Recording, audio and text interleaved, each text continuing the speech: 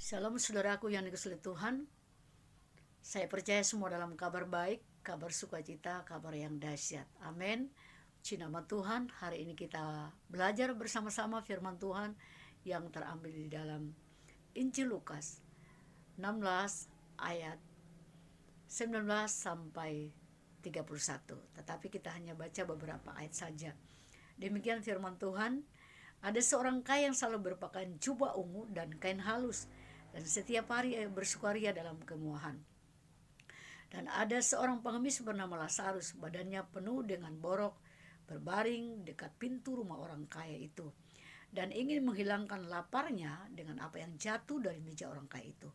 Malah anjing-anjing datang dan menjilat boroknya. Kemudian matilah orang miskin itu, lalu dibawa oleh malaikat-malaikat ke pangkuan Abraham. Orang kaya itu juga mati lalu dikubur, dan sementara ia menderita sengsara di alam maut, ia memandang ke atas, dan dari jauh dilihatnya Abraham dan Lazarus duduk di pangkuannya. Lalu ia berseru, katanya, "Bapa Abraham, kasihanilah aku. Suruhlah Lazarus supaya ia mencelupkan ujung jarinya ke dalam air dan mencucukkan lidahku, sebab aku sangat kesakitan dalam nyala api ini." Tapi Abraham berkata, "Anak, ingatlah bahwa engkau telah menerima segala yang baik sewaktu hidupmu, sedangkan Lazarus segala yang buruk. Sekarang ia mendapat hiburan dan engkau sangat menderita." Saudara, kalau kita perhatikan firman Tuhan ini, bahwa ada dua sisi kehidupan, satu kaya, satu miskin. Lalu orang kaya ini mati menderita di alam maut sana, sengsara di alam maut. Sedangkan Lazarus miskin mati mendapat tempat yang baik atau senang di pangkuan Abraham. Pertanyaan, salahkah orang menjadi kaya? Dan apakah dengan kemiskinannya Lazarus mendapat tempat yang baik? Mari kita belajar firman Tuhan dengan satu judul, jangan terlambat. Saudaraku yang dikasihi Tuhan Yesus Kristus, ayat 19 berkata, orang kaya ini selalu berpakaian jubah ungu dan bersukaria di dalam kemewahan. Jadi kita belajar mengapa orang kaya ini harus menderita sengsara di alam maut sana.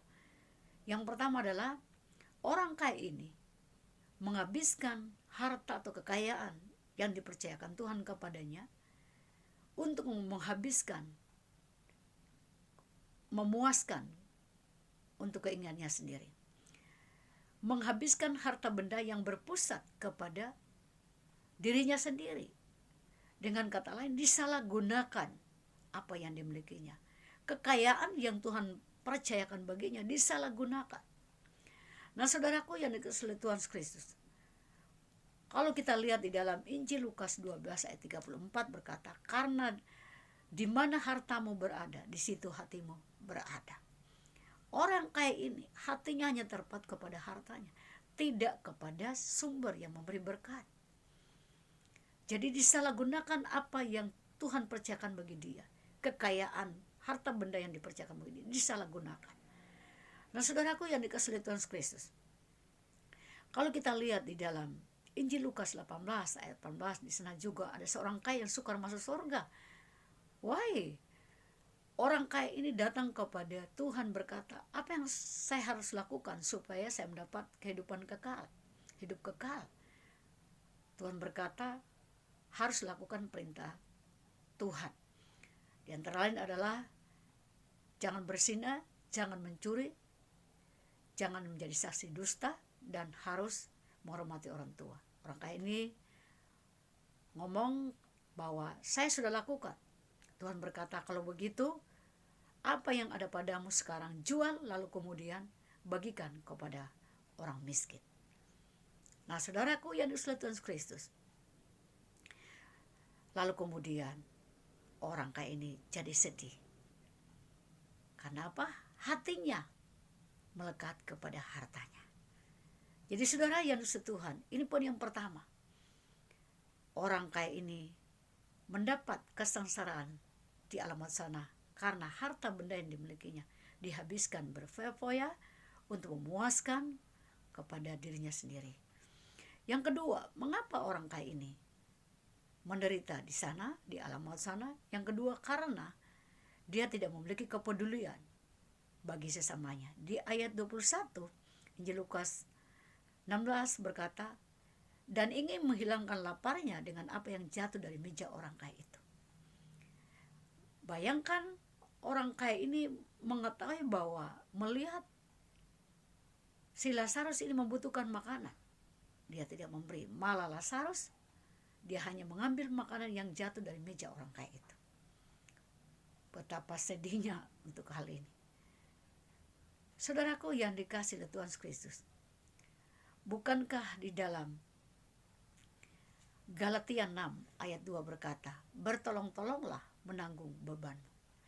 Nah saudaraku yang sudah Tuhan Kristus, seharusnya kita mengasihi sesama kita, berbelas kasihan, peduli. Karena di dalam hukum Tuhan tentang kasih berkata bahwa kasihilah Tuhan Allahmu, tetapi kasihi juga sesama manusia seperti kau mengasihi dirimu sendiri. Nah ini dia. Lalu kemudian kita lihat sisi kehidupan Lazarus. Apakah dengan kemiskinannya lalu kemudian dia mendapat tempat yang baik, senang? Kita lihat.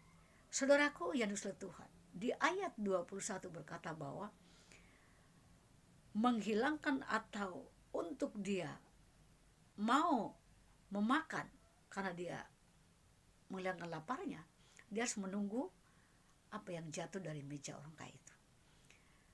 Dalam arti kata bahwa Lazarus orang miskin ini di dalam keadaannya sudah menderita sengsara, sesulit bagaimana sulitnya yang dia alami hadapi, dia tetap mempertahankan kepercayaannya, imannya kepada Kristus.